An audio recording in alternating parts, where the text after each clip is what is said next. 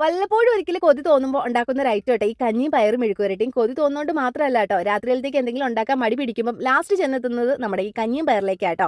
അപ്പോൾ ഇന്നത്തെ രാത്രിയിലത്തെ ഫുഡ് കഞ്ഞിയും പയറും മെഴുക്കുവരട്ടി. ആദ്യം തന്നെ ഞാൻ അരി കഴുകി കുക്കറിൽ വേവിക്കാൻ വെച്ചിട്ടുണ്ട്. അതാകുമ്പോൾ പെട്ടെന്ന് പരിപാടി കഴിയും കേട്ടോ. ഇവിടെ ഞാൻ പയറിന് വേണ്ടിയിട്ട് വൻപയറാണ് എടുത്തിരിക്കുന്നത്. അതാണ് കുറച്ചും കൂടി ടേസ്റ്റ് ആയിട്ടുള്ളത് കേട്ടോ. അതൊന്ന് 10 മിനിറ്റ് ഒന്ന് കുതിർക്കാൻ വെച്ചതിന് ശേഷം കുക്കറിൽ ആവശ്യത്തിന് ഉപ്പും കൂടി ചേർത്തിട്ട് ഒന്ന് വേവിക്കാൻ വെക്കുക. ഒരു 5-6 വിസിൽ കേട്ട് കഴിഞ്ഞാൽ സംഭവം സെറ്റ്. അതൊന്ന് മാറ്റി വെച്ചതിന് ശേഷം ഒരു 6-7 കുഞ്ഞുള്ളിയും ഒരു 2-3 വെളുത്തുള്ളിയും കൂടി ഒന്ന് ചതച്ചെടുക്കണം.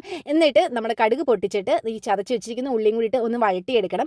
വഴണ്ട ഒരു ഗോൾഡൻ കളർ ആയി കഴിയുമ്പോഴത്തേക്കും ഒരു 1/4 ടീസ്പൂൺ മുളക് പൊടി, ഒരു 1/4 ടീസ്പൂണോളം മഞ്ഞൾപ്പൊടിയും കൂടിയിട്ട് ആ പച്ചച്ചവയൊക്കെ മാറുന്നിടം വരെ ഒന്ന് വഴട്ടിയെടുക്കണം കേട്ടോ.